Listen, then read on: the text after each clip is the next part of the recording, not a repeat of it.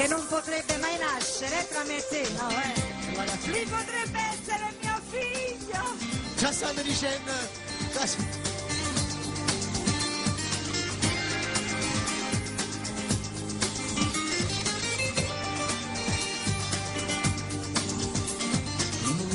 Ormai ho già deciso, non ti servono più scuse, non ti vorrei con me, e non mettere l'età, non conta niente, si può bene veramente, tutte cose puoi accettare.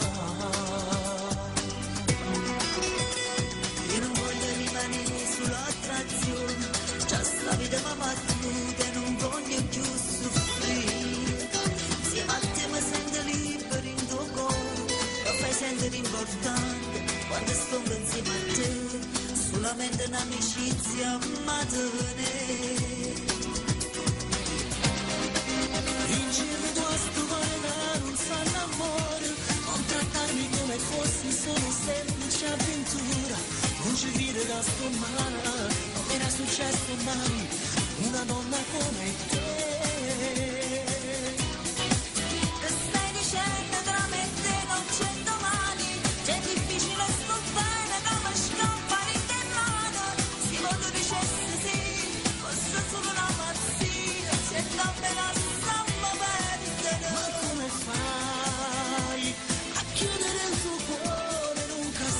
Dai, se amore bello Dio, che cosa ti farei? Se un pazzo non potesse capitare. Non insisto ma per me tu stai sbagliando, in amore non c'è regola né anni e tu lo sai. Non doveva capitare ma è successo, non cambiare il tuo destino, penso solamente a te. Troppe volte ho fatto comandare il cuore, ha già avuto solamente delusione e niente più. Pensa cosa si direbbe di noi due, non potesse supportare il che già fatto già. Voglio vivere tranquilla, già faccia lo pensare. Rivincendo da stupare che non so amore, non trattarmi come fossi solo semplice avventura. Non ci dire che sto male, non mi è successo mai una donna come te. E stai dicendo tra me e te non c'è domani, è difficile sto bene come scappare in che mano. Se quando dicessi sì, fosse solo una pazzia, senza appena insomma perdere. Ma come fai a chiudere il tuo cuore in un cassetto, dai?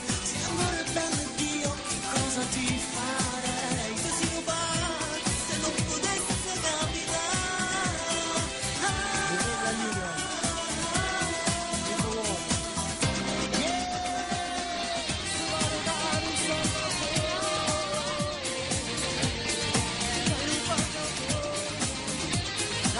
Ragazze, signore e signori, buona vita a tutti quanti voi.